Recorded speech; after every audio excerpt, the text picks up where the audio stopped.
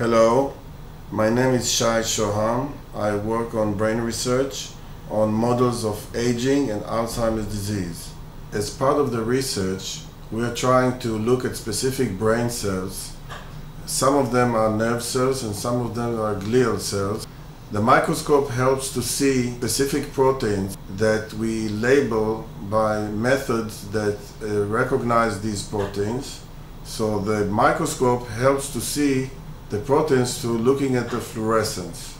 These cells have three-dimensional arrangement in the brain, and in order to see the three-dimensional arrangement, we need to see different layers in the depth of the tissue.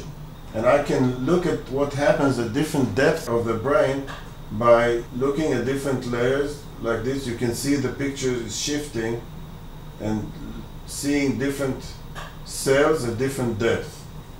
And this is something which can only be done with a confocal microscope because it makes it possible to see what happens at different depths in the brain. Hi, my name is Levi Tigist. I made Aliyah from Ethiopia with my parents when I was 7. I'm a PhD student in Ofer Gerlitz's lab. We studied the development of ovaries. Recently we published that in a family, 4 females out of this family, they had small and dysfunctional ovaries. So we did whole exome sequencing and we found that they had a mutation. We started to study this gene in Drosophila, which is a fruit fly, and we found the female were sterile, while the male were fully fertilized. Now I'm studying what are the downstream targets of this gene. I studied using immunofluorescence staining that we can visualize eventually using confocal microscopy.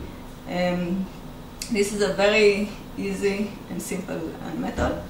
We can do multiple staining in one tissue and then to see the expression of this gene along the tissue.